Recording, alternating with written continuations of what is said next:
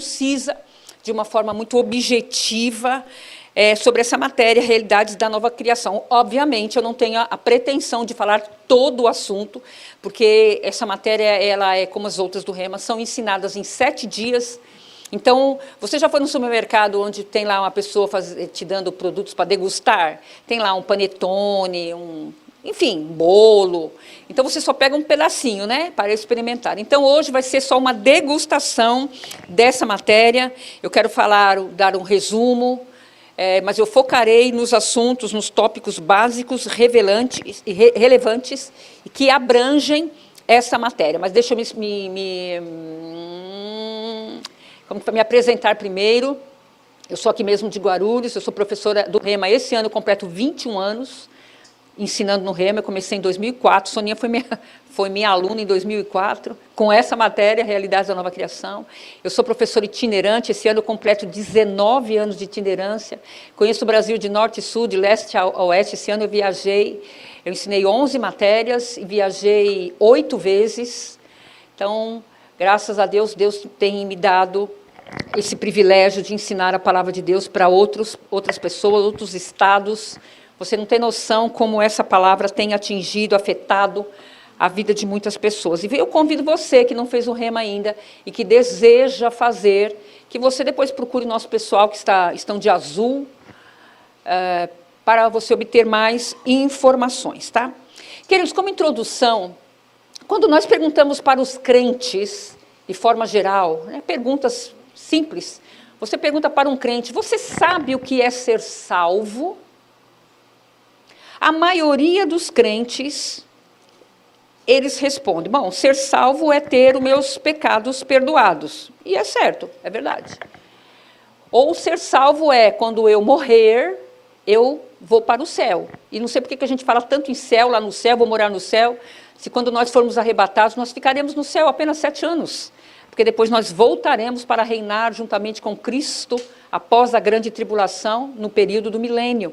Mas o céu é real, o céu é verdadeiro, nós vamos para lá, durante 7 anos somente. Outros respondem: não sabe o que é? É que ser salvo é ter o meu nome escrito no livro da vida. Então, essas respostas estão corretas, mas salvação, ser salvo, não é apenas isso.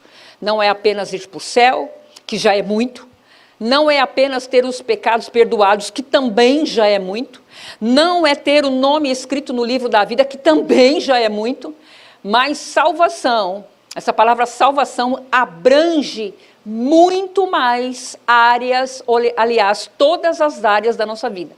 A palavra salvação vem do grego, a palavra sozo ou sotéria, que significa, né, de forma também bem objetiva, salvação de pecados, cura de enfermidades, provisão para as necessidades, maturidade, preservação, segurança. Então, em Cristo, nós temos tudo isso. Nós somos perdoados dos nossos pecados, somos curados das enfermidades, temos preservação, temos segurança, maturidade. É o que diz a palavra sozo, e tem muito mais significado. Mas ser salvo também, em primeiro lugar, é ter comunhão com Deus, algo que foi quebrado por causa do pecado original de Adão. Ser salvo também é ter a nossa posição correta diante de Deus, como filhos de Deus, a mesma posição que Adão tinha, mas por causa da sua desobediência ele perdeu. Então, ser salvo, queridos, é exatamente nós voltarmos para a posição e o plano original que Deus deu ao homem lá no Éden, antes do pecado. Então, deixa eu te falar, você que é aluno do Rema, quem são os alunos que vão para o 2º ano esse ano? Opa, ótimo! Não só vocês que irão para o 2º ano, mas você que fará o 1º ano, esse ano, 2025. Ouça o que eu vou falar para você. Deus trouxe você para essa escola bíblica para você ser treinado, para você ser equipado, para você aprender a respeito da palavra de Deus, para que você receba a revelação da palavra de Deus, não informações, mas a revelação da palavra de Deus. Para quê? Para que você seja restaurado em áreas onde você precisa ser restaurado, e também para que você proclame, anuncie e ensine a outras pessoas quais são os seus direitos, quais são os seus privilégios decorrentes da salvação em Cristo Jesus, né? E alguns privilégios eu já falei: irmos para o céu, né, termos paz com Deus, termos comunhão com Deus e tudo mais. Uma das coisas que a gente precisa aprender, queridos, é que a igreja, o corpo de Cristo, foi roubada. Nós fomos roubados a respeito dessas revelações. Os nossos pais espirituais, aqueles que nos doutrinaram, aqueles que nos ensinaram, por pura ignorância a respeito da palavra de Deus, nós não fomos ensinados a respeito de quem de fato nós somos em Cristo, aquilo que nós podemos em Cristo, e aquilo que nós já temos em Cristo através da salvação ou da redenção. Então não ensinaram isso para a gente. Né? Eu lembro que, desculpe ser pessoal, mas eu vim de uma igreja tradicional onde a nossa única esperança era estar na igreja e servir ao Senhor, que um dia, lá futuramente, o Senhor nos tiraria deste mundo perverso e nós estaríamos com Ele no céu. Mas enquanto isso, vai sofrendo, que nem uma música que cantam por aí, né? Que a vitória vai gemendo, como que é? Vai chorando, geme e chora. É isso mesmo que fala? Nem sei a letra e nem quero saber, sinceramente. Se fosse você, também não perderia tempo com isso. Amados, isso não é bíblico. A Bíblia diz, queridos, que em Cristo Jesus, em primeiro lugar, nós somos mais do que vencedores. Jesus disse que no mundo nós, de fato, teríamos aflições. Mas era para nós termos bom ânimo, porque Ele venceu o mundo e nós nele também vencemos. Como nós cantamos, nós não somos daqui, nós estamos de passagem. Mas enquanto isso, eu não preciso viver uma vida derrotada, uma vida cheia de doença, uma vida fracassada, cheia de falta, achando que Deus quer isso para mim. Não, Deus tem o melhor para nós. Tanto tem o melhor que Ele deu o seu melhor para nós, que é Jesus Cristo. Então, os nossos pais espirituais colocaram o que? Medo em nós. Colocaram pânico em nós, não nos ensinaram a respeito dos direitos e privilégios decorrentes da salvação, mas o que eles ensinaram? Olha, eles nos privaram da graça de Deus, né, como aquela outra música também, olha, muitos anos, né, talvez seja do teu tempo, é do meu, que até a música a melodia era muito bonita, a voz do cantor também era bonita, ele cantava: dai-me tua graça, Senhor, dá-me tua graça, como que é? Tira os meus olhos... passa os seus dedos nos meus olhos, vem me consolar. Amado, é a graça que tem nos segurado. É por causa da graça do Senhor Jesus, graça de Deus, é que nós estamos aqui. Tanto que Pedro fala: cresçam na graça. Graça e paz será multiplicada na sua vida através do pleno conhecimento de Deus. Então, Deus quer que nós cresçamos cada vez mais na graça. E o Novo Testamento, ele revela, ele declara, ele mostra o que é ser igreja, principalmente as epístolas. Não só as epístolas escritas por Paulo, mas Judas, Pedro, Tiago e tudo mais. Então, se você quer saber quem você é em Cristo, leia as epístolas, leia as cartas, que começa lá onde? Lá no livro de Romanos. Tem Romanos, tem 1ª e 2ª Coríntios, tem Gálatas, Efésios, Colossenses, Filipenses, Filemão e por aí vai. As cartas, as epístolas, foram escritas para a igreja, queridos. Nós somos igreja de Jesus Cristo. Nós somos o corpo de Cristo aqui na terra. E o que é ser igreja? Qual é a posição que nós temos hoje em sermos a igreja? Se você nasceu de novo, você é a igreja de Cristo. Em primeiro lugar, nós somos redimidos. Nós somos perdoados dos nossos pecados. Nós somos abençoados. Nós somos amados pelo Senhor. Somos filhos legítimos de Deus. Nós somos justificados. Propriedade exclusiva de Deus. Nós somos reino e também somos sacerdote. Quer mais que isso? Tem muito mais que isso em Cristo Jesus. Amados, nós não somos a igreja militante. Eu estou batalhando, sabe? Eu estou na luta. Porque se tem crentes que você pergunta: e aí, irmão? E aí, irmã, como é que está? Estou na luta. Amados, existe uma luta, sim, um bom combate para nós combatermos, que é o combate da fé, onde nós já entramos como vencedores. Porque Cristo venceu por nós. Então não fica na luta não, amado, fica na vitória, fica na bênção, porque é de fato o que você é. Então abra o teu coração para o conhecimento do que você vai ouvir hoje. Seja como os irmãos lá da cidade de Bereia, lá em Atos capítulo 17, que eles eram ávidos pela palavra de Deus, eles tinham insaciabilidade pelo ensino e por Deus, né? O ensino que Paulo trazia para eles. Eu acho que quando Paulo chegava lá na cidade de Bereia, ou chegou na cidade de Bereia para ensinar o evangelho para aquele povo, acho que eles babavam, sabe, de tanta vontade de ouvir a palavra de Deus. Então sejam como eles, tá bom? Você pode estar perguntando do que fala essa matéria, realidades da nova criação. Você deve estar perguntando o que é que se ensina nessa matéria. Primeiro, amados, é a revelação da nossa posição, direitos, privilégios conquistados por Jesus Cristo lá naquela cruz. Segundo, realidades da nova criação trará a revelação de que os crentes são, em primeiro lugar, novas criaturas.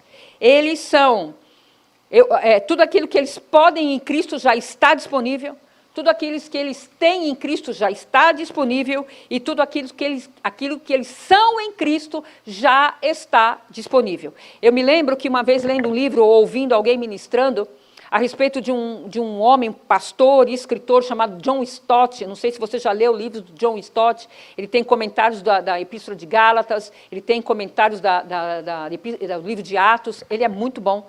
John Stott, todas as vezes que ele começava o culto, na igreja dele, ele pedia para que a congregação levantasse a Bíblia e declarasse: eu sou o que a Bíblia diz que eu sou, eu tenho o que a Bíblia diz que eu tenho, e eu posso o que a Bíblia diz que eu posso. Então vamos fazer isso agora. Levanta sua Bíblia, o teu celular, o teu tablet, e em fé vamos liberar isso, queridos.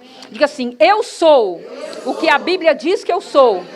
Eu tenho o que a palavra diz que eu tenho. E eu posso fazer e praticar o que a palavra diz que eu posso. Olha, se você fizer essa confissão para você, porque a confissão não muda Deus, a confissão transforma a nossa mente.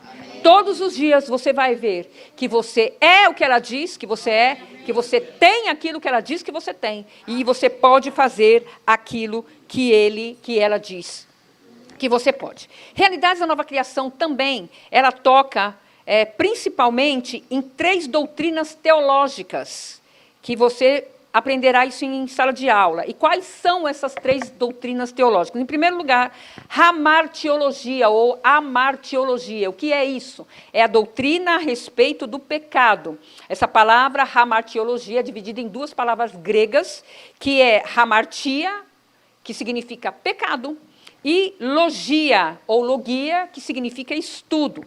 Então, hamartiologia é a ciência que estuda o pecado, a sua origem e a sua consequência. Uma outra doutrina também é a soteriologia. E o que é isso? É o estudo da salvação do homem, aquilo que Jesus veio trazer para nós. Então, soteriologia é o estudo da salvação do homem através de quem?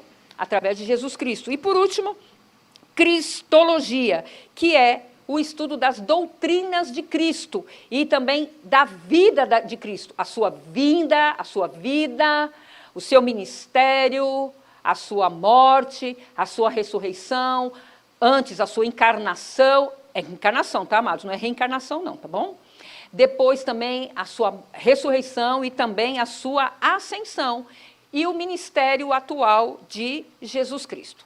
Queridos, abra sua Bíblia, por favor, em 2 Coríntios, capítulo 5, vocês colocam aqui, pastor, Tem como colocar, por favor, a nova versão transformadora?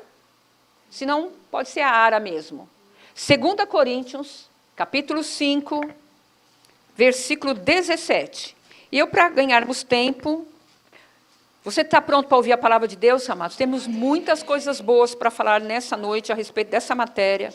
Eu estava até falando para a Soninha, é tanto assunto, é tanta coisa boa que eu tive que fazer uma repescagem, mas depois uma repescagem para poder, de uma forma bem sintetizada, trazer isso para vocês, porque é muito linda essa matéria. 2 Coríntios 5, 17, provavelmente você já ouviu esse versículo, já falou, já pregou a respeito desse versículo, mas Paulo está dizendo, na nova versão transformadora, que é uma das versões que eu mais gosto e mais uso, Paulo diz: logo, todo aquele que está em Cristo se tornou nova criação. Diga comigo, nova criação.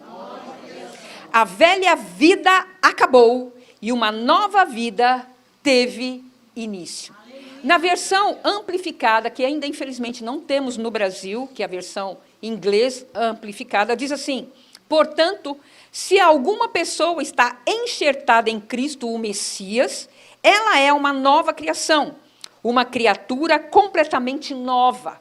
O velho, a condição moral e espiritual anterior morreu. Eis que o recente e o novo chegaram.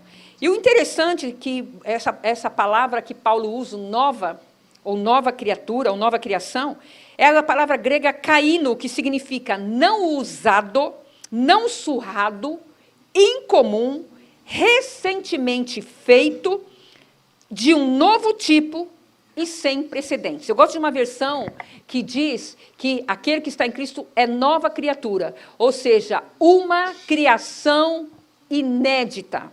Aquele que está em Cristo. As coisas velhas já passaram. E também o que é interessante, essa palavra que Paulo usa em nova criação, é a mesma que João, lá na ilha de Patmos, lá em João capítulo 21, versículo 1, João diz que haverá, que ele diz que viu um novo céu e uma nova terra. É a mesma palavra grega, kaino. Sabe, amados, Deus não vai recalchutar a terra, Deus não vai remendar o universo. João diz que ele fará tudo novo. Então, do mesmo jeito que em Cristo Jesus nós somos novas criaturas, ele também lá na frente vai fazer um novo céu e uma nova terra. Agora, o que é mais lindo nessa palavra que João viu, a palavra novo, é que ele começou, queridos, fazer o novo primeiro, não no universo, não na terra, mas dentro de você em primeiro lugar. Então, ser nova criatura começou, ou uma nova criação, começou dentro de você em primeiro lugar. Então, nós precisamos conhecer a nova realidade daquilo que nós somos, temos e podemos em Cristo Jesus. E como é que eu me torno uma nova criação? A nova criação, ou ser nova criatura, vem através do novo nascimento. Então, ser uma criatura inédita, uma nova criação, aconteceu quando você nasceu de novo, quando você recebeu Jesus, quando você se levantou sua mão, ou lá na igreja, ou na sua casa, ou através de outra pessoa, mas quando você diz, Senhor, eu recebo o Senhor como meu Senhor e meu Salvador, o novo nascimento, algo espiritual, aconteceu dentro do teu homem interior. Ou seja, o teu espírito naquele momento foi ligado, o teu homem interior foi ligado novamente com Deus. E, sabe, queridos, as pessoas têm ideia limitada através, em relação ao novo nascimento.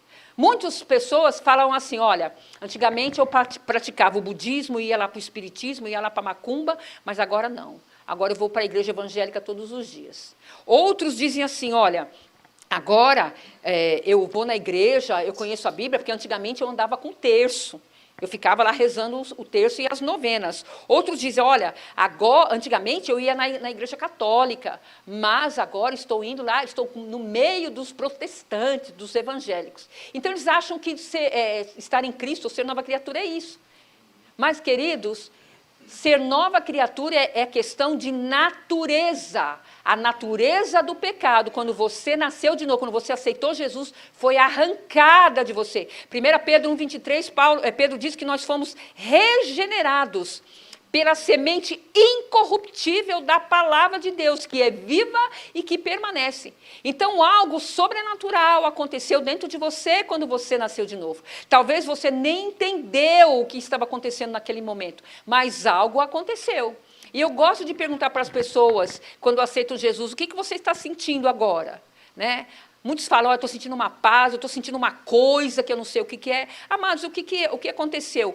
Você ou a pessoa foi ligada com Deus. A comunhão com o Senhor foi ligada, porque o novo nascimento é muito mais do que praticar, do que estar dentro de uma igreja. Aliás, muitos estão dentro da igreja, das nossas igrejas evangélicas, que não passaram pelo processo de nascer de novo. Muitos estão dentro das nossas igrejas porque são adeptos ao evangelho, porque gostam do louvor, gostam da palavra, faz bem, mas não tiveram o milagre da regeneração, da restauração, do nascer de novo. Há muitas pessoas que não passaram por esse processo do novo nascimento, que é muito importante. Então, quando nós nascemos de novo, nós estamos em Cristo. Talvez você pode não crer nisso, você pode não sentir isso, você pode até não saber isso, mas o fato é, quando você confessou Jesus, você é uma nova criatura, e as coisas velhas já se passaram. E que coisas velhas são essas? Primeiro, a velha natureza pecaminosa, a separação de Deus, a morte espiritual, onde todos nós estávamos, os preceitos da religiosidade, da antiga aliança, ou do Antigo Testamento, do homem antigo, do homem que era morto espiritualmente. Hoje nós não somos mortos espirituais, queridos. Hoje nós estamos vivos espiritualmente. Tem um texto que eu amo, esse texto, está lá em Efésios, capítulo 2, versículo 1, eu vou ler para você, para nós ganharmos tempo, Efésios 2, 1, diz assim, ele nos deu vida, ele vos deu vida, estando vós mortos nos vossos delitos e pecados, nos quais andastes outrora, segundo o curso desse mundo, segundo o príncipe da potestade do ar, ou seja, toda a operação de Satanás, do espírito que agora atua nos filhos da desobediência, entre os quais também todos nós andamos outrora, segundo as inclinações da nossa carne, fazendo a vontade da carne e dos pensamentos, e éramos por natureza filhos da ira, como também os demais. Mas Deus, sendo rico em misericórdia, por causa do grande amor com que nos amou, e estando nós mortos nos nossos delitos, nos deu vida abundante em Cristo, ou com Cristo. Pela graça sois salvos, e juntamente com Cristo nos ressuscitou e nos fez assentar nos lugares celestiais em Cristo Jesus. Como se já não bastasse Ele ter nos vivificado, porque nós éramos mortos espiritualmente.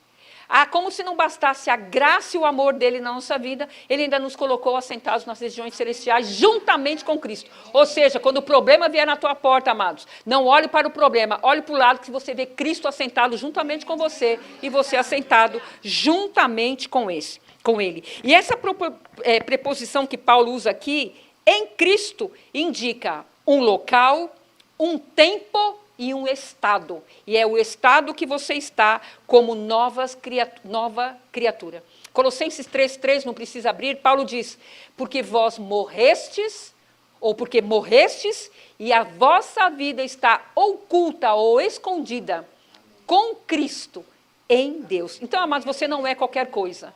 Você é muito importante para Deus. Por quê? Porque a Bíblia te chama. A Bíblia nos chama de novas criaturas. Houve uma ruptura com a velha natureza, com a velha criatura, e uma nova natureza surgiu. Eu só dei a introdução até agora, tá bom, queridos? Agora, para compreender a nova criação, nós precisamos também entender, ou principalmente entender, como era a antiga criação. E para isso a gente vai aprender onde? A gente vai voltar para onde? Lá para o livro de Gênesis. Gênesis é uma palavra hebraica que quer dizer início, ou começo. Então, lá em Gênesis capítulo 1, você vê toda a descrição que Moisés faz a respeito da criação do universo, do céu, da terra, dos mares, dos animais, da vegetação, dos alimentos. Você vê Deus criando todas as coisas. Agora, Deus não poderia criar ou formar o homem antes de ter colocado ordem ao caos que estava na terra. Lá em Gênesis capítulo 1, eu vou só citar para você bem rapidinho, porque eu tenho muita coisa boa ainda para falar, mas em Gênesis capítulo 1, lá no versículo 2, vamos ler do 1, no princípio criou Deus os céus e a terra. A terra, porém, estava sem forma e vazia, havia trevas sobre a face do abismo, e o Espírito de Deus pairava sobre as águas. Olha só o que está dizendo o versículo 2, que a terra, porém, estava sem forma e vazia, e havia o quê? Trevas. Ou seja, eu não vou entrar na questão por que estava essa condição, Amados, Deus não faz nada ruim. Deus não é Deus de trevas, Ele é de luz. Aconteceu alguma coisa para a terra estar desse jeito. E você vai aprender isso também na matéria, a autoridade do crente, que é maravilhosa também. Não vai dar tempo para a gente explicar isso agora. Mas o que Deus faz antes de formar o homem? Ele coloca ordem. Primeira coisa que ele fala, haja luz. E a palavra diz, quando ele abriu a boca, a Trindade pegou com ele e luz apareceu, ou luz nasceu. Então, para Deus formar o homem primeiro, ele coloca em ordem todas as coisas. Essa palavra aqui, a terra, porém, estava sem forma e vazia, aí havia trevas.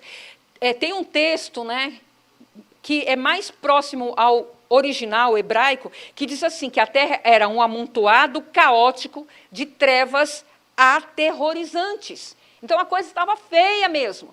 Mas Deus faz o quê? Começa a colocar ordem ao caos. Começa a organizar o que estava desorganizado. Por quê? Porque Deus é Deus de organização, amado. Deus é um Deus organizado. Você serve, nós servimos um Deus que é organizado. Onde tem bagunça, onde tem coisa fora, onde tem coisa quebrada, onde Deus não está aí. Amém? Então comece você a colocar a sua vida em ordem. Porque Deus é Deus de ordem. E lá em Gênesis 1, 26, diz assim, também disse Deus, façamos o homem à nossa imagem, conforme a nossa semelhança. Tenha ele domínio sobre os peixes do mar, sobre as aves dos céus, sobre os animais domésticos, sobre toda a terra e sobre todos os répteis que rastejam pela terra. Versículo 26, o homem ainda não havia sido criado ou formado. Só no 27... Diz assim, criou Deus, pois o homem, a sua imagem e a imagem de Deus o criou, homem e mulher os criou. Olha o 28, e Deus os abençoou e lhes disse, sede fecundos, multiplicai-vos, enchei a terra e sujeitai-a, dominai, diga comigo, dominai.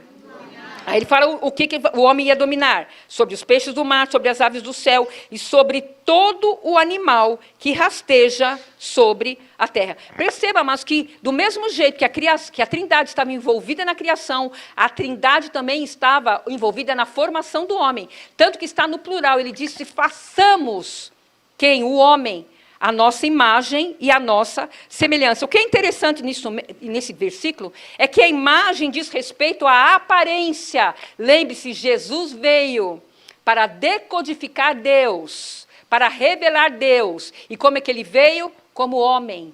E essa palavra semelhança diz respeito à natureza. Por quê? Porque João 4, 24, a parte A, Jesus mesmo fala para a mulher samaritana que Deus é espírito. Então, queridos, Jesus mostrou quem Deus é. Jesus aparentou quem Deus é.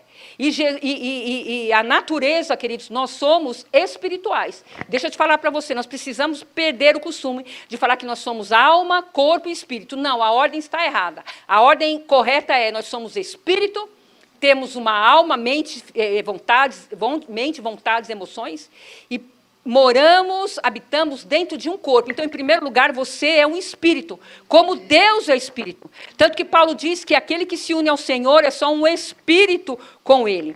E para o que foi que Deus fez o homem à sua imagem e à sua semelhança? O próprio versículo 26 responde isso.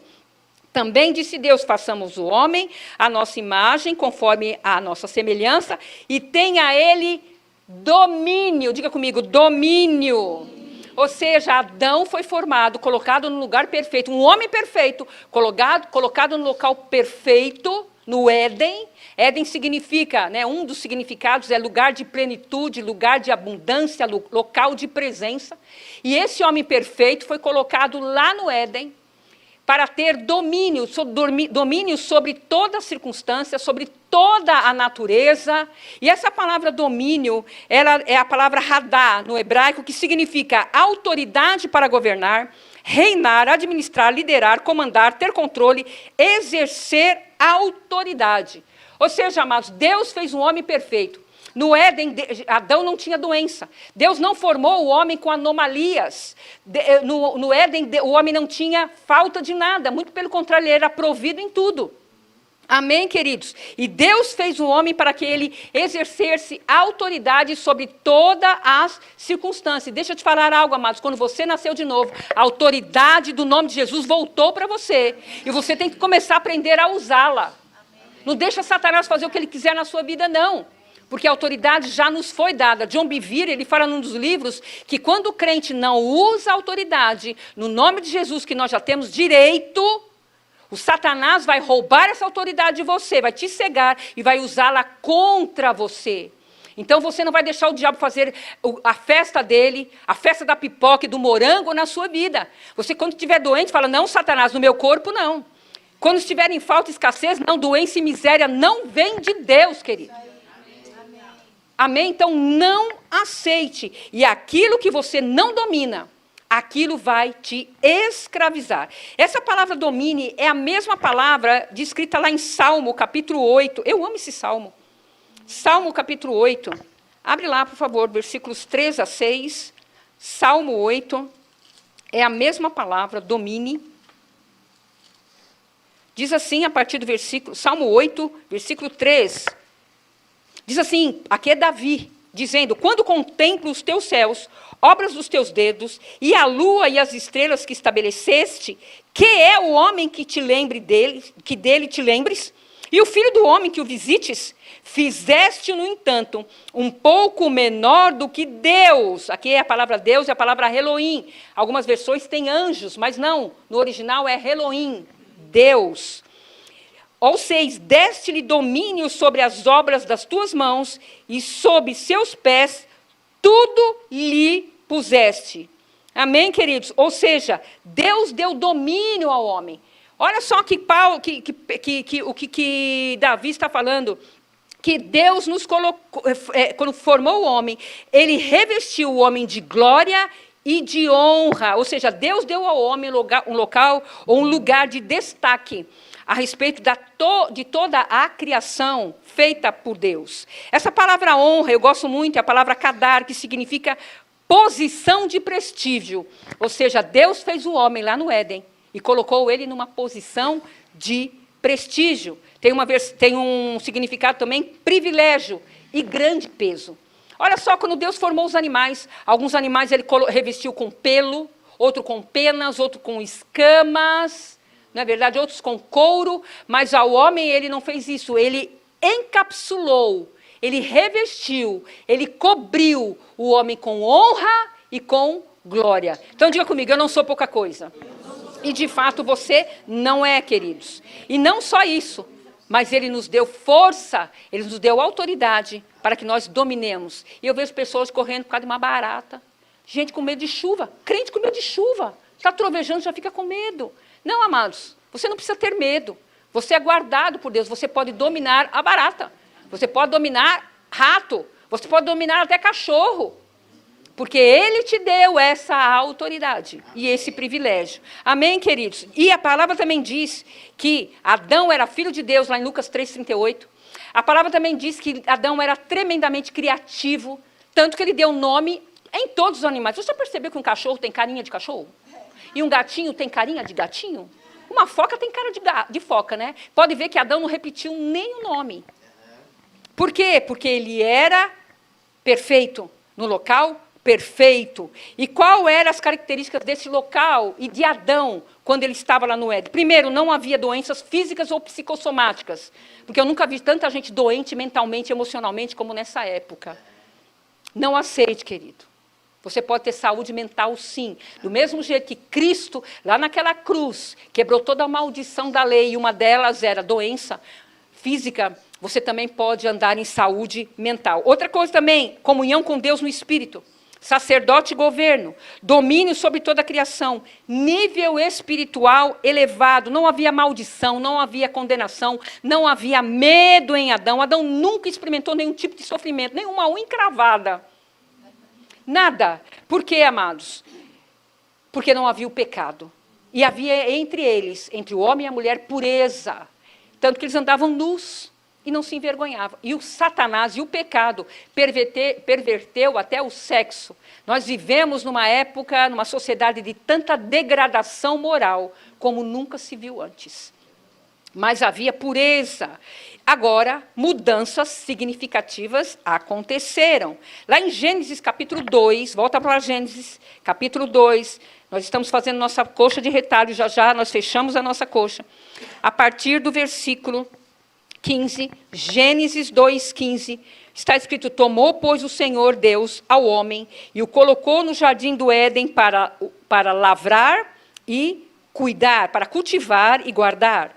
E o Senhor Deus lhe deu esta ordem: de toda a árvore do jardim comerás livremente, mas da árvore do conhecimento do bem e do mal não comerás, porque no dia em que dela comeres, certamente morrerás. Scofield, que é um grande estudioso da Bíblia, tanto do grego como do hebraico, ele fala que quando Deus falou para ele, não coma do fruto da árvore do conhecimento do bem e do mal, nós não sabemos se era uma maçã, se era um abacaxi, se era uma jaca, nós não sabemos. Nós sabemos que lá no Éden haviam duas árvores, a árvore do conhecimento do bem e do mal, que ele foi proibido de comer do fruto, e também a árvore da vida, onde ele era alimentado com a própria vida de Deus.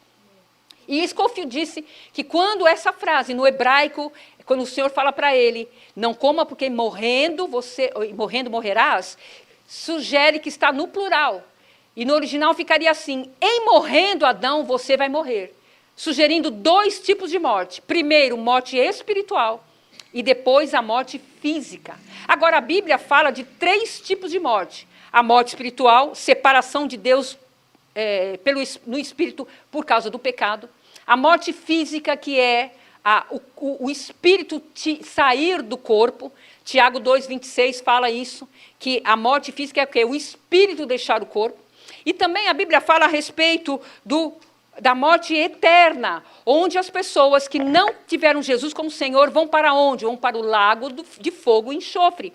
Viver eternamente separados de Deus. E todas as vezes que você ouvir ou ler essa palavra morte na Bíblia, tenha em mente que ela traz o sentido de separação. E foi o que aconteceu com Adão. Ele foi separado de Deus. Então era como se Deus estivesse falando: Adãozinho, se você comer, você morrerá imediatamente espiritualmente, e depois você morrerá futuramente fisicamente. E a gente sabe que Adão não morreu fisicamente, foi fulminado na hora lá no Éden. A Bíblia diz em Gênesis 5:5 que ele ainda viveu 930 anos, totalmente separado de Deus, morto espiritualmente. Quais as consequências da desobediência de Adão? Em primeiro lugar, amados, comunhão com Deus quebrada, experimentou morte espiritual, decaiu da graça, baixou o nível espiritual para o nível dos sentidos, dos 5 sentidos, da mente e das emoções. Morte espiritual. Amados, nós temos que ver que a morte é uma consequência da desobediência de Adão. Deus não criou a morte. Deus, o pensamento, o plano original de Deus é que o homem original, Adão, vivesse eternamente e nós juntamente com ele, toda a humanidade juntamente com ele. Morte não é personagem de Deus, é um personagem do pecado. Morte chegou, porque o pecado entrou. E outra, amados, o pecado não estava no fruto, estava na desobediência. E também tem um livro muito bom que eu indico para vocês, O Silêncio de Adão, de Larry Crabb. Ele fala que quando Deus deu essa ordem a Adão, Adão, não coma do fruto da árvore do conhecimento do bem e do mal, porque você vai morrer. Adão, ele entendeu muito bem essa ordem. E outra, ele estava perto de Eva, ele estava perto da mulher e perto da árvore da vida. Ou seja, ele foi um bom entendedor, mas sabe o que Adão fez? Nada.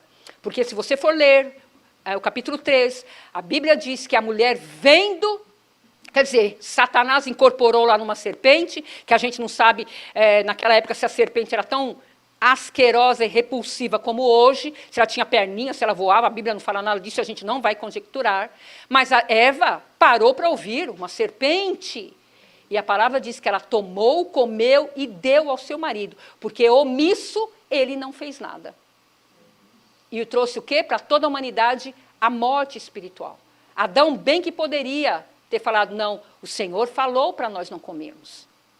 Se a mulher comeu, foi o livre-arbítrio dela, porque a gente tem que ter em mente, amados, que Deus deu ao homem algo que ele não tira. que se chama livre-arbítrio, ou o poder de decidir entre o certo e o errado. Só que se você escolher o certo, haverá resultados. Se você escolher o errado, haverá consequências, como aconteceu com Adão, como acontece com a humanidade hoje.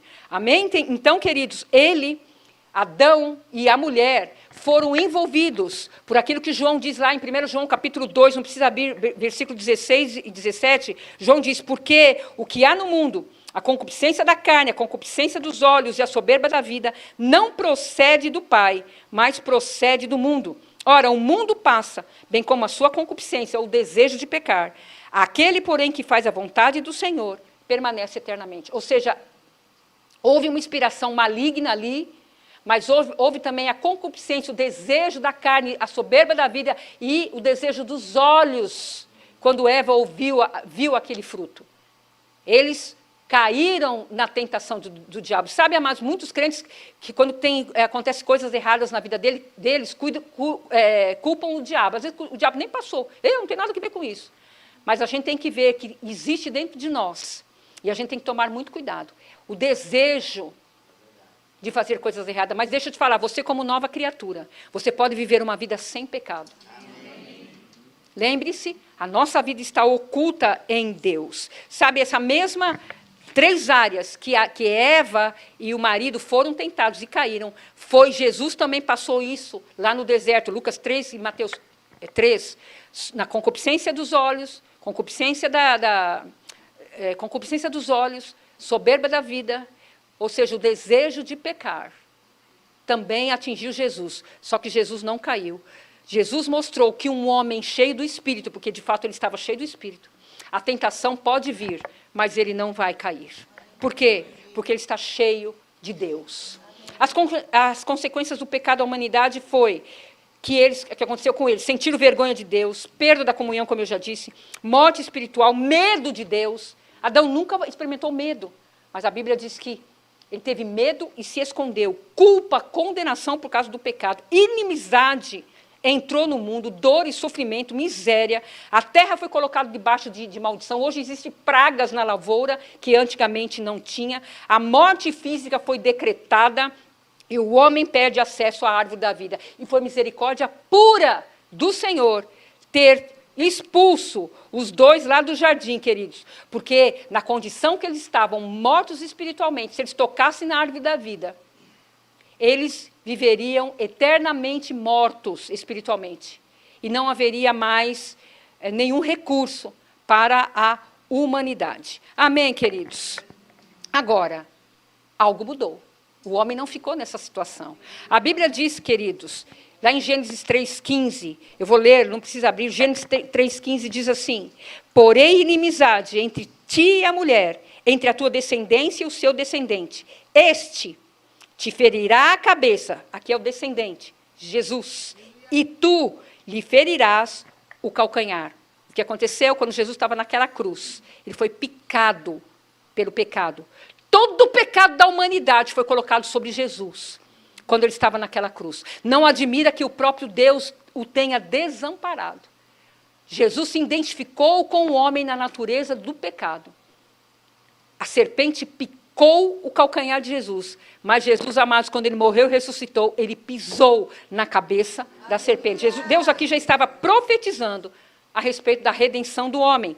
Em João 3,3, Jesus fala para Nicodemos, a isto respondeu Jesus, em verdade te digo, que se alguém não nascer de novo, não pode ver o reino de Deus. Gálatas 6,15 diz, pois nem a circuncisão para o judeu, a operação de fimose para o homem, é coisa alguma, nem a incircuncisão para o gentil, mas o ser uma nova criatura. E é isso, queridos, que Deus nos fez. Novas criaturas. Não precisa abrir, mas em João 19:30, Jesus naquela cruz, quando ele estava morrendo, Jesus fala pelo menos 7 frases, as quais nós temos que garimpar nos 4 evangelhos, Mateus, Marcos, Lucas e João. Mas ele diz 7 frases. E uma das frases está lá em João 19:30, eu vou ler para você. Diz assim, quando, pois, Jesus tomou o vinagre, disse, está consumado. E inclinando a cabeça, rendeu o seu Espírito. Ou seja, todo o plano da salvação, todo o plano da redenção está consumado, diz o Senhor. Ele disse, eu paguei, eu redimi, eu comprei. A obra da redenção está completa agora. Sabe, queridos, infelizmente, muitos crentes, muitas pessoas nesse planeta vivem uma vida aquém daquilo que Cristo veio trazer. Muitos vivem condenados, abatidos, destruídos, oprimidos. Muitos vivem aqui sem esperança, sem fé no mundo, mas o problema da humanidade... Muitos se sentem ainda miseráveis, mas o problema do pecado na humanidade já foi resolvido. E qual é o problema da humanidade? O problema da humanidade, amados, não é crise financeira, não é confusões nas famílias, mas o problema da humanidade tem um nome e se chama pecado. Homens, mulheres, jovens condenados, sem esperança e principalmente crentes. Muitos crentes dentro das nossas igrejas que não sabem que podem viver uma vida de paz. E o diabo aproveita e nos acusa, como já me acusa também. Você não é nada, você nunca vai chegar em nada. Aquele ministério que você tinha e você pisou na bola, Deus nunca vai te restaurar. Isso é uma mentira. Ou seja, você nunca será perdoado, é outra mentira. E presta atenção, nós só vivemos o que conhecemos. E Jesus trouxe à humanidade, não uma vida miserável, mas uma vida e vida em abundância, porque ele mesmo disse que ele veio para buscar e resgatar aquele que estava perdido. Amém, amados? Na realidade, a humanidade, através de Adão, não merecia nada. Nós merecíamos, sabe o quê? O lago de fogo e enxofre. Porque a obra não é nossa, não fomos nós que subimos lá naquela cruz, foi Jesus. Ele pagou a penalidade pelo pecado. E tudo que nós recebemos não é por meritocracia, é por causa da graça do Senhor sobre a nossa vida. Paulo diz em 1 Coríntios 15, versículo 10, parte A, ele diz assim, pela graça de Deus sou o que sou, e a sua graça que me foi concedida não se tornou vã. E lá em Gálatas 4 e 5, vou citar para você, Gálatas 4 e 5, um dos textos que eu mais amo. Paulo diz, vindo, porém, à plenitude dos tempos, Deus enviou seu Filho, nascido de mulher, nascido sob o regime da lei, ou a dispensação da lei. Para o quê? Versículo 5, para resgatar, redimir, comprar, salvar, tornar nova criatura os que estavam sobre a lei, a fim de que recebêssemos adoção de filhos. E, amados, ele veio e completou lá naquela cruz a obra que o Senhor deu para ele fazer. Agora, muitos acham que Jesus foi para a cruz como rei, né, como rei dos reis, como Senhor dos senhores, mas não, amados. A Bíblia diz que, em primeiro lugar, Jesus foi para a cruz em fraqueza. Em segundo lugar, feito maldição, não maldito, mas maldição. Gálatas 3,13 diz que Cristo nos resgatou da maldição da lei, fazendo-se Ele próprio maldição em nosso lugar. Porque está escrito, maldito todo aquele que for pendurado no madeiro. Eu fico tão feliz com essas verdades. Como é que Jesus foi para a cruz? Feito enfermo, feito doente. Isaías 53:4 diz, certamente ele tomou sobre si as nossas dores e as nossas enfermidades e levou sobre si. Jesus foi para a cruz feito pecado. Isaías 53:5 diz, mas ele foi traspassado pelas nossas transgressões e moído pelas nossas iniquidades. 1 Pedro 2,24 diz, carregando ele mesmo sobre o seu corpo no madeiro, os nossos pecados, para que, mortos para os pecados, vivamos para a justiça, e pelas suas pisaduras fomos sarados. Amém? Como é que Jesus foi para a cruz? Desamparado pelo Pai. A Bíblia diz em Mateus 27:46, por volta da hora nona, 15 horas, 3 horas da tarde, clamou Jesus em alta voz, Eli, Eli, lama sabachthani. O que quer dizer, Deus meu, por que me desamparar? Sabe, amados, muitos não entendem por que Jesus foi desamparado. Muitos crentes não entendem por que Jesus foi desamparado. Sabe para que ele foi desamparado? Porque lá na cruz ele era o próprio pecado, para que nele os nossos pecados fossem perdoados e nós voltássemos a ter comunhão e a família. Bem-vindos à família de Deus. Cristo foi para a cruz também feito pobre. 1 Coríntios 8:9 diz que ele se fez pobre para que pela sua pobreza se tornasse ricos ou supridos provisão voltou para você, querido. Não viva uma vida menos que isso. Jesus, então, foi feito fraqueza, maldição, enfermo, pecado, desamparado, foi feito pobre. A situação que Jesus estava, nenhum homem nessa terra teve uma situação pior. Mas sabe, Jesus, Deus modificou a situação dele. Ele ressuscitou. Quem matou Jesus? Os judeus? Não. Os judeus não poderiam matar Jesus. Quem matou Jesus? O diabo não tinha revelação para a obra redentora do homem. Quem matou Jesus, queridos? Romanos? Também não. A Bíblia diz que Jesus mesmo, lá em Romanos 4, 25a, ele foi entregue pelos nossos pecados e ressuscitou para a nossa justificação. Apocalipse 3:8 diz que o Cordeiro que foi morto desde a fundação do mundo. Então Jesus, ele fez a obra para nos trazer de volta. E amados, a morte da cruz era atroz. A morte de cruz era terrível. Não dá para falar agora na aula, você provavelmente aprenderá isso. Mas era uma morte tão terrível, tão repugnante, que Eusébio de Cesareia, que é um escritor, né, ele diz que por causa das chicotadas do Azorrague, 39 chibatadas, muitos dos condenados, quando subiam naquela cruz, os seus intestinos estavam expostos. Muitos morriam só no flagelo. Mas sabe para que tudo isso? Para nos justificar diante de Deus. 2 Coríntios 5, 21 diz que aquele que não conheceu o pecado, ele o fez pecado por nós, para que nele fôssemos feitos justiça de Deus. Vamos entender? Aquele que não conheceu o pecado é Jesus, ele o fez pecado por nós é Deus, para que nele, em Cristo, nós fomos feitos justiça de Deus. E um dos aspectos da justificação é você ser aceito diante do Pai. É você voltar para a família de Deus. Justiça é uma palavra que é usada muito pelos advogados, é uma palavra jurídica, que quer dizer que agora a pessoa foi inocentada diante de Deus, amados. Nós nos tornamos, através de Cristo, inocentes. O sangue de Jesus Cristo nos libertou, nos limpou de todo o pecado. Eu nunca vi sangue limpar nada. Eu sou muito chato com as minhas roupas. Quando eu lavo minhas roupas, se o sabão em pó não for tão eficaz, quando eu vou pôr ao varal, se tiver mancha, vai voltar para a máquina. Vai ficar branca. E sabe, queridos, o sabão em pó não é eficaz, mas o sangue de Jesus Cristo é. Porque o sangue de Jesus Cristo limpa as manchas dos nossos pecados.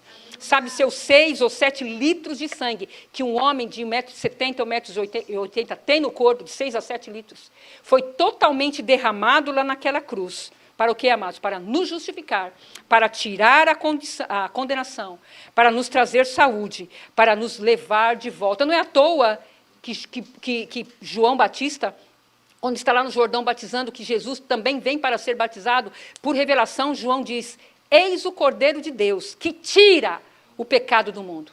Na antiga aliança, os pecados não eram tirados das pessoas. Eu falo que na antiga aliança os pecados eram jogados debaixo do tapete. Ano após ano, o sumo sacerdote tinha que fazer o Yom Kippur, o dia do perdão, para tirar o pecado, para, vamos dizer assim, purificar o povo de Israel. Mas no outro dia eles estavam pecando de novo. Sabe, eu imagino que na antiga aliança Deus já estava cansado de tanto sangue de animais. Dizem que no ano que Jesus morreu, de 300 mil a 350 mil animais foram sacrificados pelo povo de Israel. Enquanto lá no dia do Yom Kippur, os sacerdotes conduziam as ovelhas para o matadouro, para o sacrifício, o próprio Deus conduzia Jesus lá para o Gólgota, para fazer o quê? Para tirar o problema da humanidade, que se chama pecado. Por quê? Porque Deus sempre quis se relacionar com você.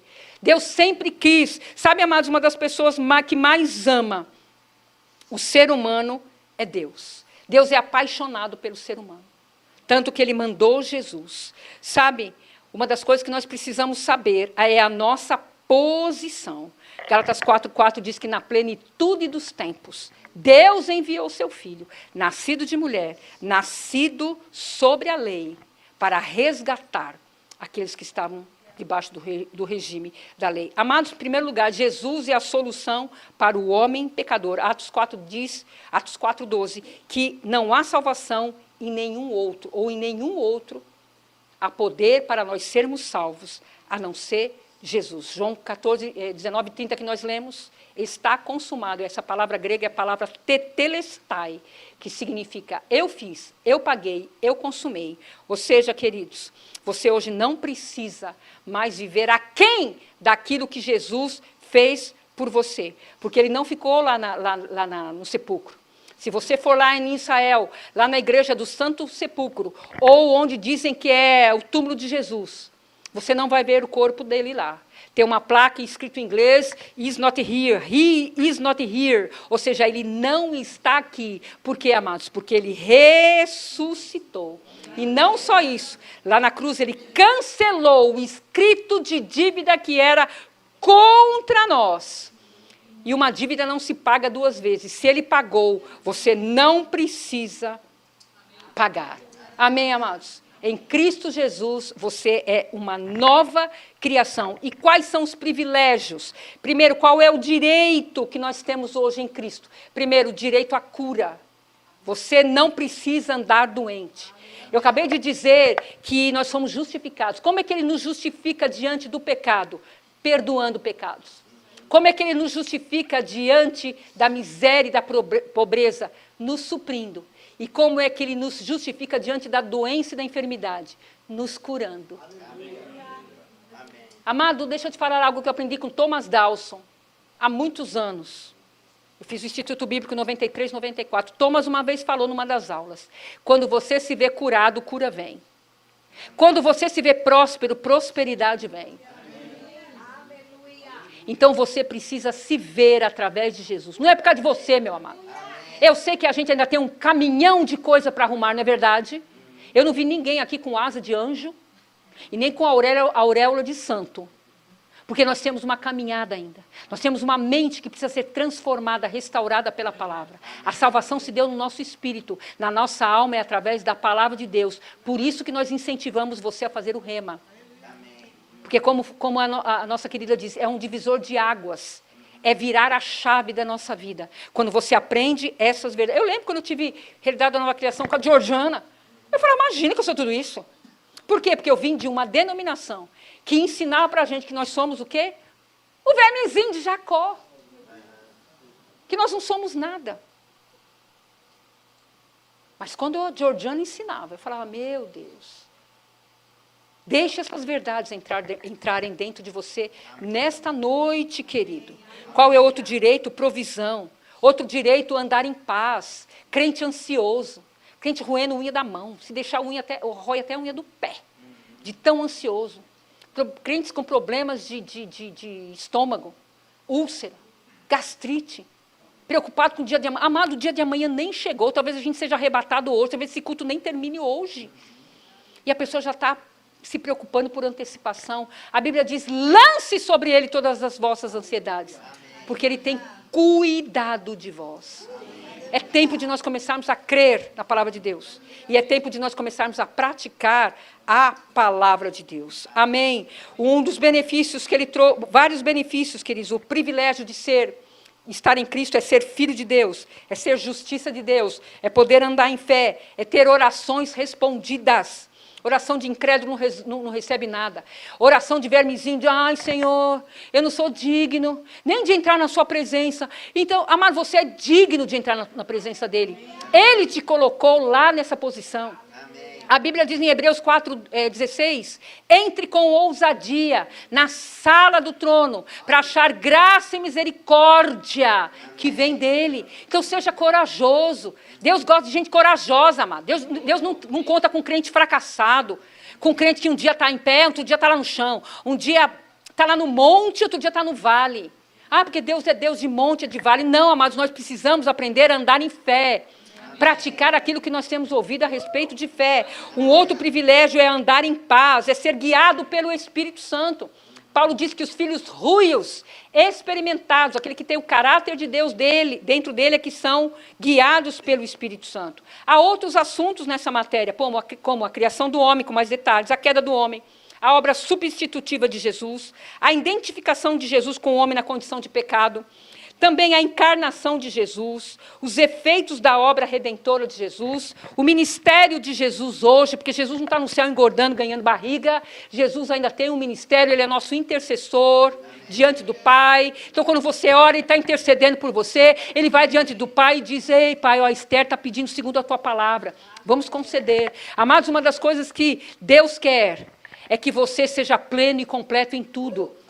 A Bíblia diz em Efésios, Paulo diz em Efésios capítulo 2, que ele quer que nós cresçamos em tudo. Então você pode crescer na área espiritual, na sua vida espiritual, financeira, familiar, conjugal, você como empresário, você como empregador, você como empregado. Ele quer que você... Deus não está se opondo a você não, amado. Tanto que lá no Éden, nós lemos em Gênesis 1, 28, a palavra diz que Deus os abençoou dizendo, essa palavra abençoar é liberado para prosperar. Ei, você já foi liberado para prosperar. Se veja próspero, se veja bem, se veja amado, porque é o de fato que você é em Cristo Jesus. E outra, amados, a obra de Cristo não é para a gente se lembrar só no dia da ceia, não, viu? O que ele fez por nós não deve ser uma mera lembrança no culto da ceia, mas isso deve ser fato na nossa vida diariamente. Eu sei de onde Deus me tirou. Eu sei o lixo que eu vivia. Eu sei o tipo de pessoa que eu era. Mas sabe, amados, hoje nós somos o resultado da obra perfeita do tetelestai dele naquela cruz. Eu e você podemos andar nesses direitos e nesses privilégios decorrentes da salvação. Amém? Você aprendeu pelo menos um pouco. Então, eu exorto, eu incentivo, eu encorajo você a fazer o rema. Pegue lá a tua ficha. Sabe por quê, queridos? Porque Deus quer que você faça. Deus não está contra essa escola, não. Muito pelo contrário, há uma unção poderosa de ensino nessa escola. E sabe, você com certeza deve ter ministério. E eu declaro o teu ministério sendo despontado, crescendo, sendo perceptível na sua vida. Porque você ficará exposto à unção de ensino, à unção que despedaça julgos, à unção que tira toda a ignorância e as trevas. Trevas não é somente a ausência de luz, mas trevas também é ignorância a respeito da palavra de Deus. Amém, amado? Aleluia.